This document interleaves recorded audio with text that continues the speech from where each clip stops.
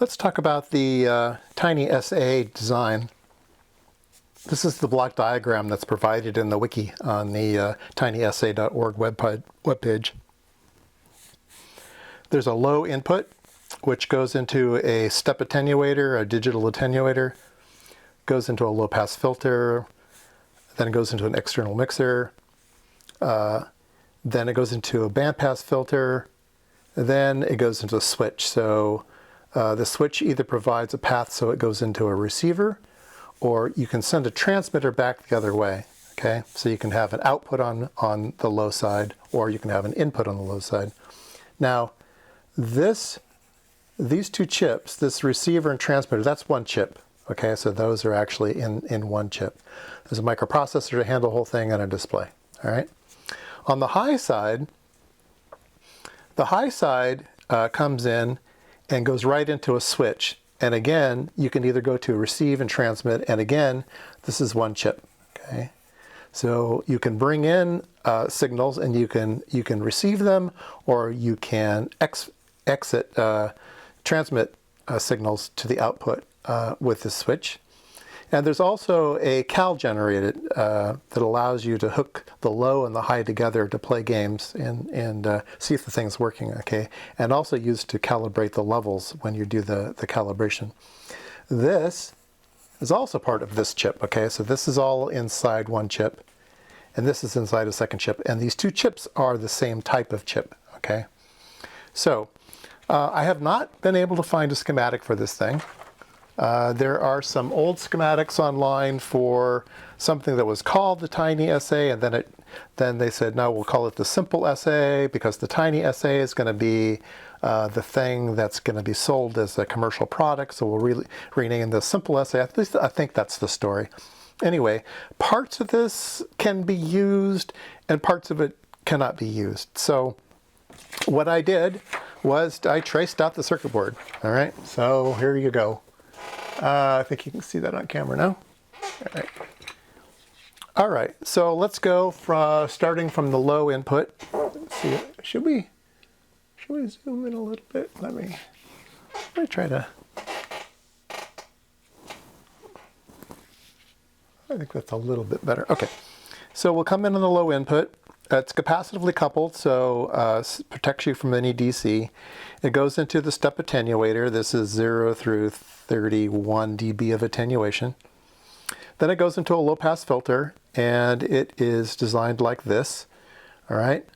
There's a pi, and they are inductor and capacitors, much like other filters I've seen. All right.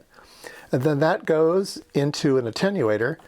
But the attenuator seemed like it wasn't needed because these two resistors are not loaded. So the attenuator seemed like it was needed as a safeguard, but then finally decided, no, we want the full signal strength to come through. And that goes into our external mixer. And this is a mini circuits mixer. All right, so where does the LO come from? The LO comes from, it gets attenuated, so some signal is generated. It comes in through a capacitor and gets attenuated before it hits the LO, all right?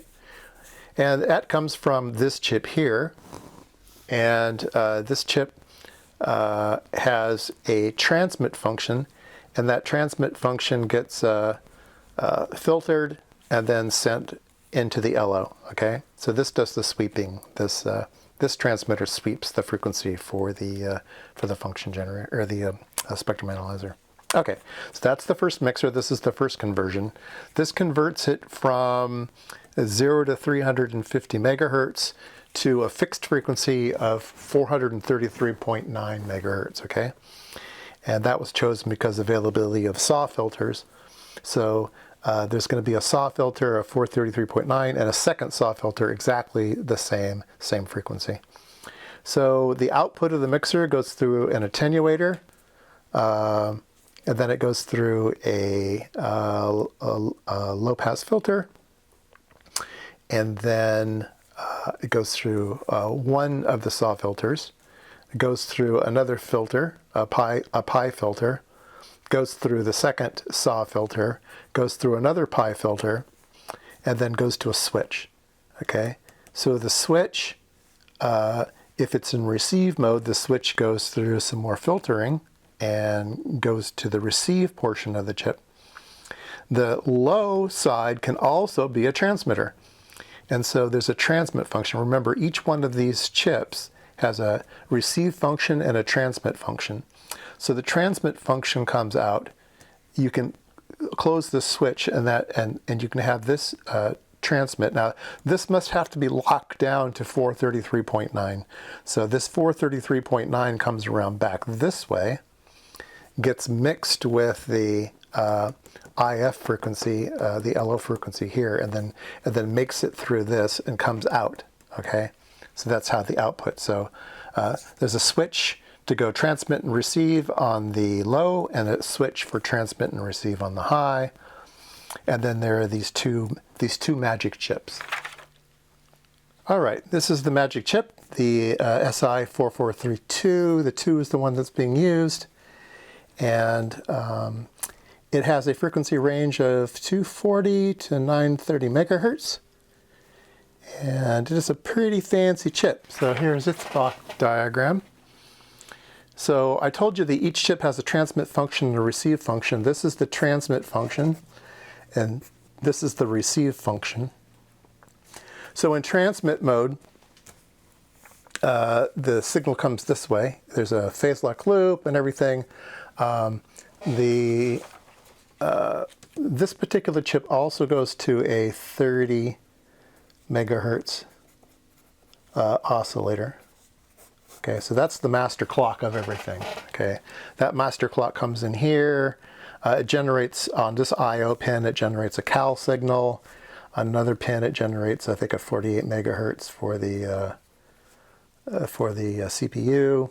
I think this is 30 megahertz, if I remember right, the cal signal. Anyway, it generates a couple of cal signals, and this one's being generated from this, and then this particular chip also gets its clock. I think it uses this 30 or 40. I don't remember which one, but one of these generated clocks comes over here for the bottom chip. So only the top chip has an external oscillator. All right.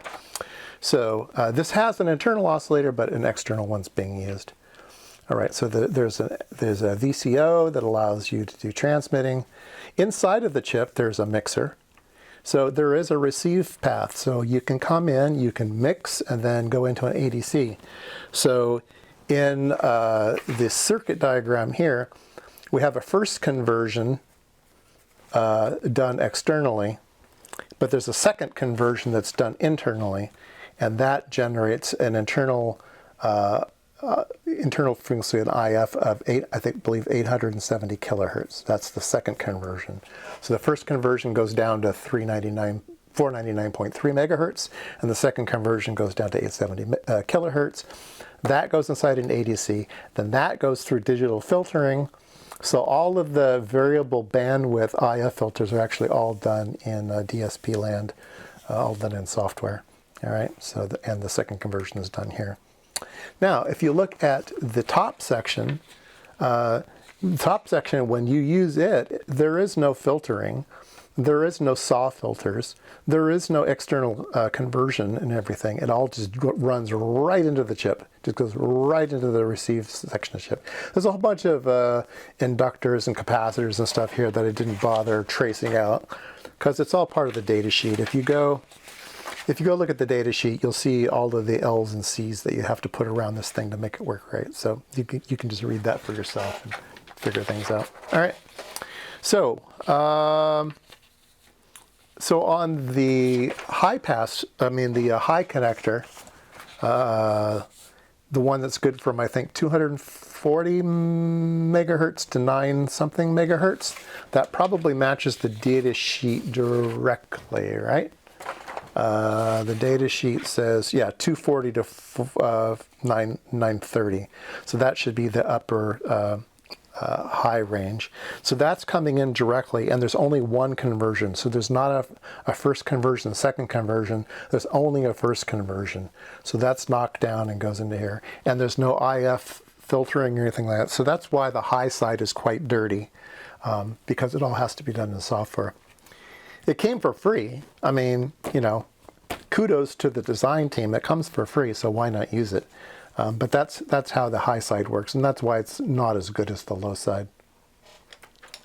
Okay, so one last look. This is the TinySA block diagram as drawn by me, and that is a more detailed view of the rough block diagram that's given in the wiki.